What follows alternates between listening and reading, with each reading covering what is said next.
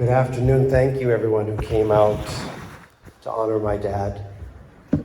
Thank you for the songs. Thank you for the prayers. Thank you for the cards and,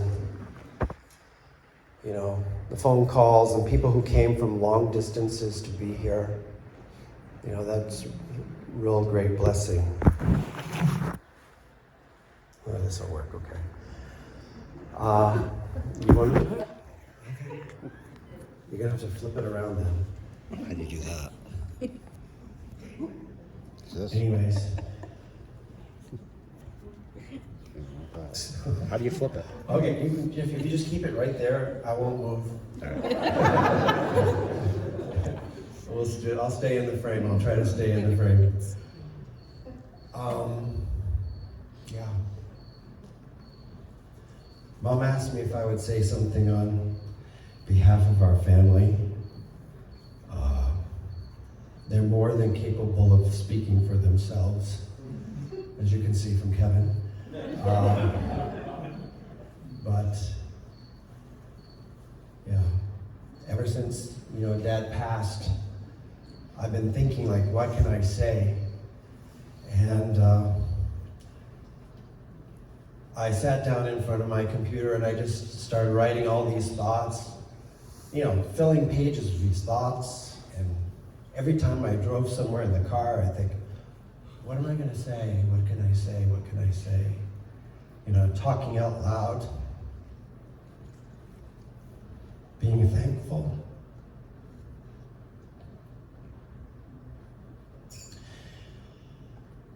And so whatever comes out just comes out, okay?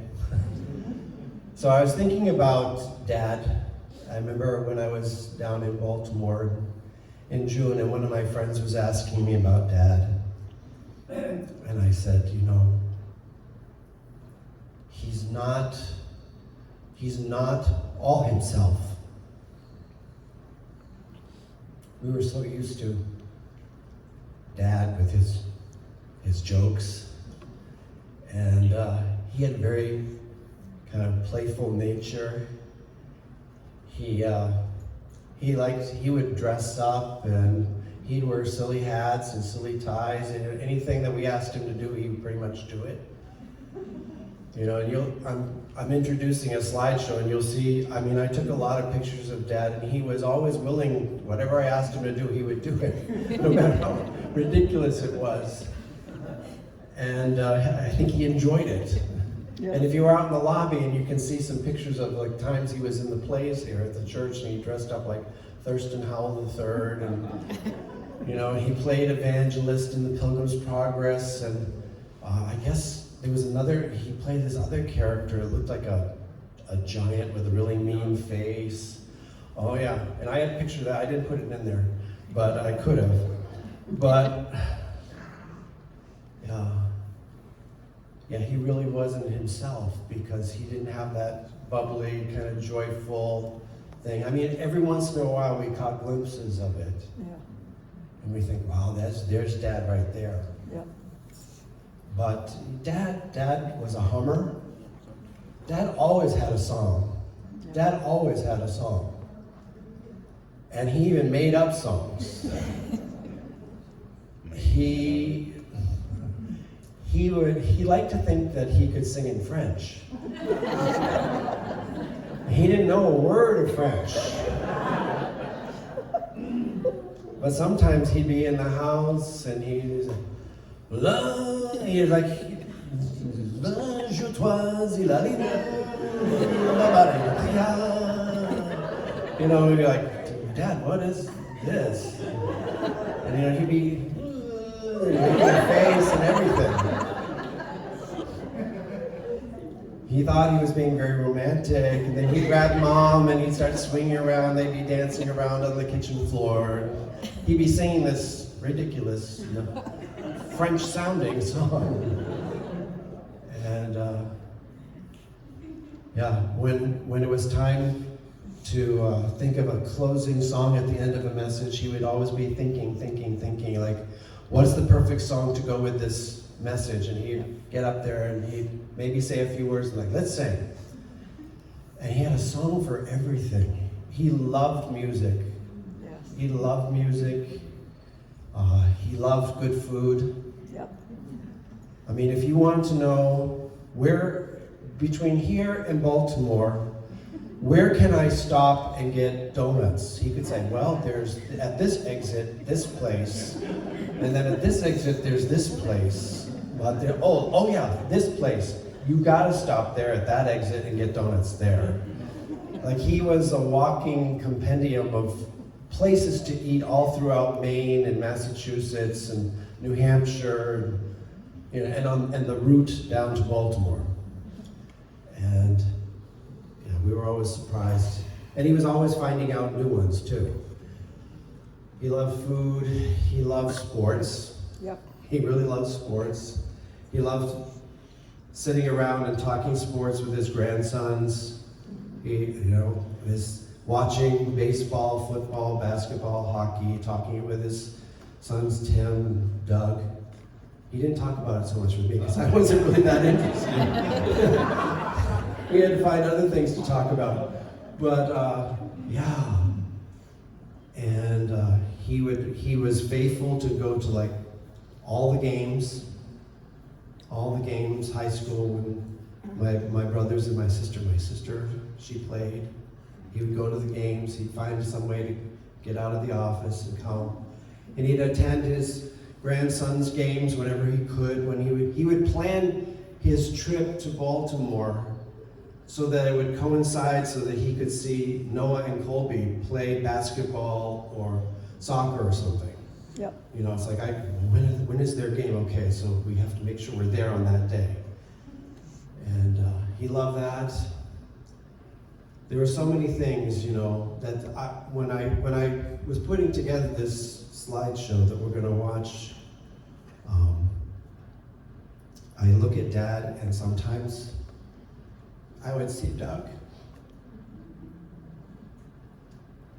I'd see Beth, I'd see Tim.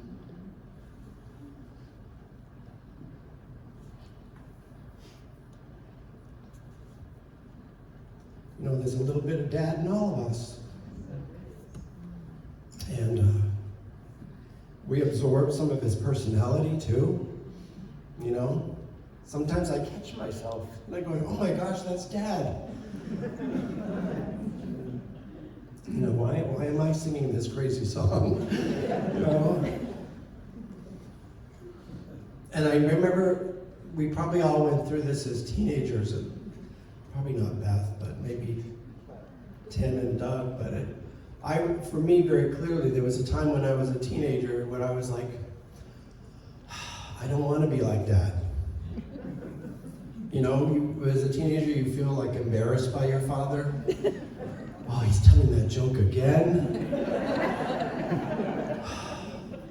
Dad would get a joke, and everybody that he met, he would have to say, hey, have you heard this joke? And he'd have to tell them. And we'd sit there like, The toothbrush salesman joke. yeah, he had this one joke about a toothbrush, some guy selling toothbrushes, and we had to hear that over and over and over again. And, What's the joke? no, I can't. It's very long. It's the one time that we ever heard Dad actually curse. In the course of the joke, he had to use this curse word. So I'm not going to tell it here in church. Okay? But that's what made the joke so funny, was that Dad was actually saying this word, and it made the joke even funnier. But yeah, and as a teenager, I was like, I'm not going to be like my dad. I'm not going to tell corny jokes. I'm not going to do silly things, you know. I'm not going to be like him.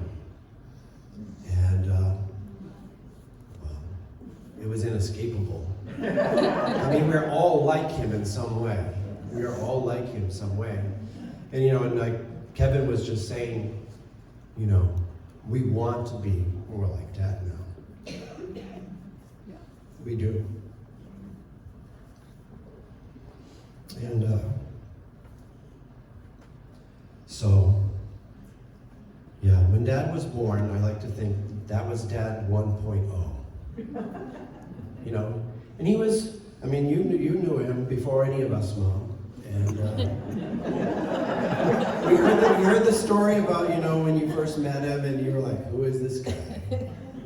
You were not interested in him at all.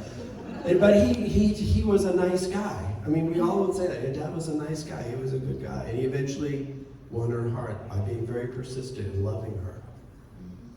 That was Dad 1.0. And if you knew him at that time, which I didn't, I wasn't born, but if I had known him at that time, I probably would have thought, yeah, Dad's a nice guy. He's a good guy. And, but when Dad decided to become a man of God, and I don't mean a pastor, but I mean a man of God. When he decided that it was important for him that he would put God first in his life, and that he would be a man that would walk by faith and not by sight, that he would obey God, he would hear God's voice, and whatever God said to do, he would do it. Dad changed. And I'm sure Mom can testify to that. I said, that's Dad 2.0. That's Dad 2.0. And probably that's how most of you knew my dad, was Dad 2.0. He became a different person because he gave his heart to the Lord, and the Lord filled his heart. And he was filled with love for people and compassion for people. He was so helpful. I keep reading all these comments and things that people leave on Facebook or send me personal messages and saying, your father was a mentor to me. Your father helped me with this. Your father helped me with this. He was the first person that I ever met when I came to Lennox, and he was so helpful to me. And even at the end, when he couldn't do things, he was still always trying to be helpful around the house. So, Dad, please, try not to help. Because you're going to fall over, or you're going to spill the milk all over the kitchen. Please, just let us do that for you. But that was his heart. That was his heart.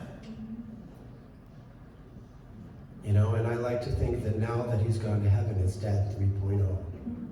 He's been upgraded. Yep. Serious upgrade. Yeah. And he is the dad that we know, but so much more. Yeah. Because, this body of sin and death that he lived out his 84 years in, that's gone. Yeah. And he has this new glorified body which can run and jump and dance, and he's probably up there singing his heart out and telling the same tired old jokes. There's a lot of people up there who haven't heard them yet.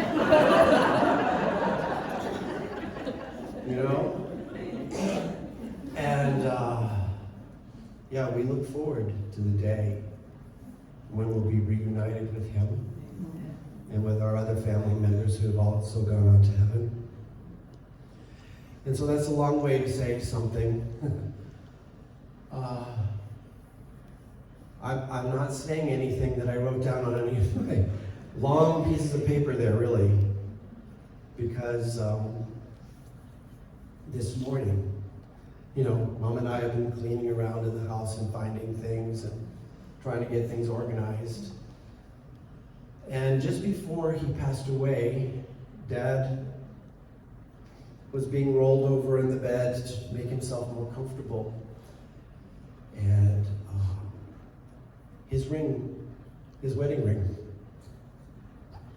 fell off his finger.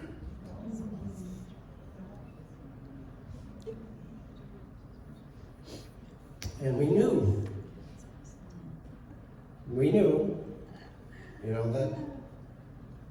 that was a sign.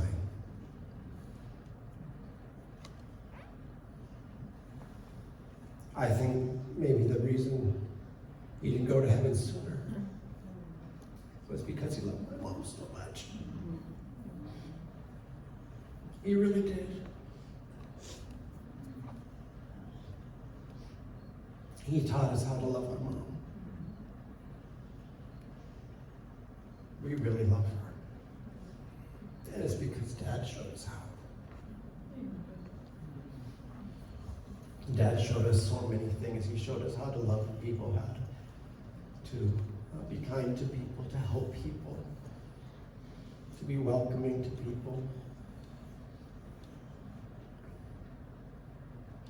And so this morning, I opened up the drawer that was in the table that was beside where his bed was for the last couple of weeks of his life. And inside the drawer, I found his ring. It only fits on my little finger. Dad had that small fingers, or mine really big. Anyway, so I was going to go put it away this morning, Mom. I was going to go put it away in the strong box. And as I was walking, I was just kind of looking at it, and then I noticed that there was something inside, inscribed on the inside. And it's not like the Lord of the Rings, the Ring of Power, or anything like that.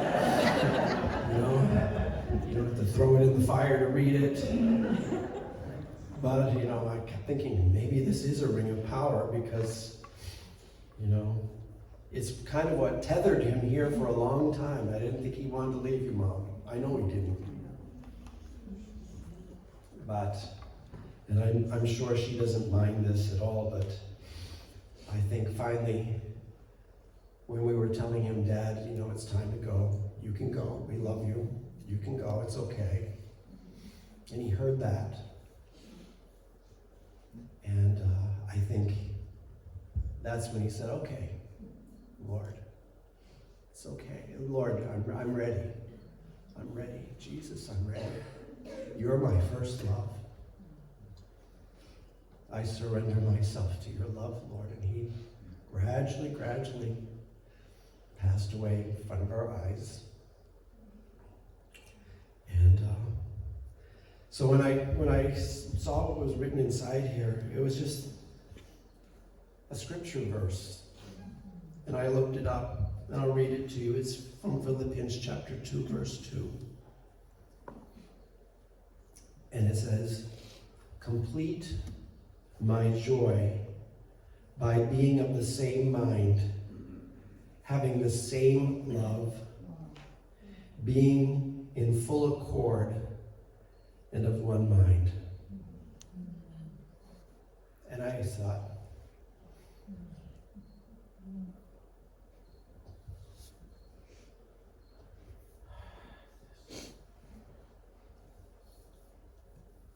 this is Dad's last sermon.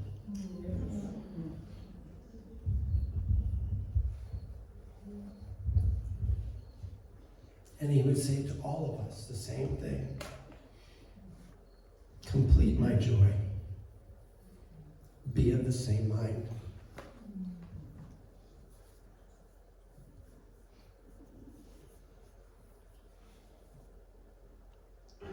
I know you love Dad.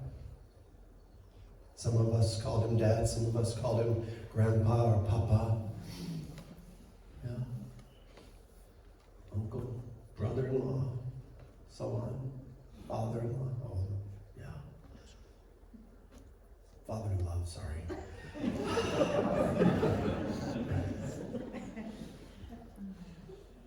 And I know, you know, there's a lot of love in our family. And I know that if we could see him again, without him having to be back in that body, yeah, we'd jump at the chance, you know. And there's a way that we can do that. There's a way that we can do that, and Pastor Joe has already said it this morning. And I'm sure we'll hear it again and again and again, but I want you to know it's like, if you want to see him again, you got to get ready. You know that passage that Kevin spoke from John chapter 3. And we must be born again. You must be born again. Jesus said that it's just one way. There's one way of salvation. There's one way to get to heaven. That's through him. It's to receive him like Dad did. Make him your Lord and Savior. Yep. And trust him and depend upon him. Dad wasn't just a good guy. He wasn't just a good guy. He was a godly man. He was a godly man. He was a man of God. And that's what made him great. Was God in him. And so he's saying to you, if you want to see me complete my joy, be of the same mind. Make the same choice. Make the same decision I made to follow Christ. And have the same love. That would be the desire of his heart if he could say something to us today, which I believe, I don't think it was an accident that I picked up this ring this morning and just happened to look down and see this scripture here. So, I'm done talking. I put together a slideshow, so if we could go on the screen, we'll see. Can I say something first? You want to say something? Okay. I'll take the seat. I don't know how I'm going to follow that, so I've never been a great public speaker like my brother. But it's so nice to see so many people here that loved and honored my father, that drove from so far away. People I haven't seen in decades, Barry and some of my cousins. But anyways, like my brother said, my father was always a happy guy. He never had anything bad to say about anybody, except for maybe an umpire watching the Red Sox.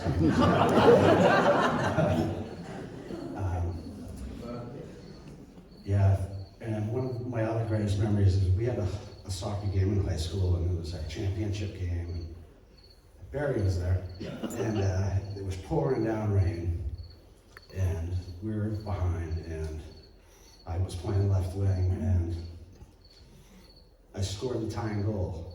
And I look over, and the only person that was on my side of the field watching the game was my dad, and he had the biggest smile on his face, and that's something that I'll never forget. But anyways, I heard somebody wanted to hear the joke. No, don't tell him. I won't use the voice, and I won't use the word. So there was a guy that was a little bit down on his luck, and he needed a job. He didn't have a place to live. So he's walking down the street. He sees a sign in the window that says "salesman needed."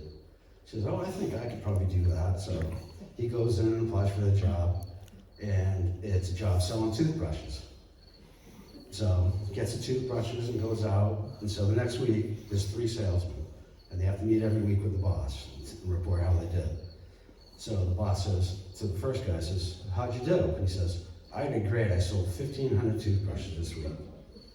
And then he asks the next guy, says, "How'd you do?" "I did pretty good too. I sold 1,000. So he asks the new guy, says, "How'd you do?" He says, "I sold 3. And so he says, "Well, I'm going to give you one more chance." So the next week they come in, and he asks them how they did. And the first 2 guys said they did great again. And this guy comes back and says, "I did better. I sold 10. And so the next week they all come back again and report to the boss. And he asked the first 2 guys, "How'd you do?" And the first guy said, "I sold over 1,000. He said, "That's the next guy. How'd you do?" I said, "I sold 850. And he asked the new guy, he says, "How'd you do?" He says, "I did great. I sold 2,000 toothbrushes this week." He's like, "Really? How'd you do that?"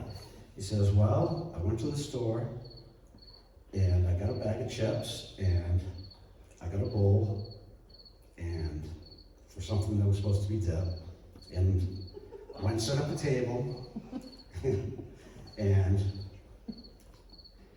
people would come up, and they would take a chip and dip it in the dip, and they'd look at me and say, 'This dip tastes like..." That's the Crap. I would say, "It is. You want to buy a toothbrush?"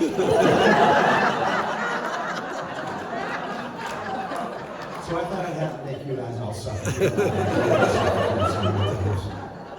But anyways, thanks for everybody for coming. It's great to see everybody. And it up. Thanks.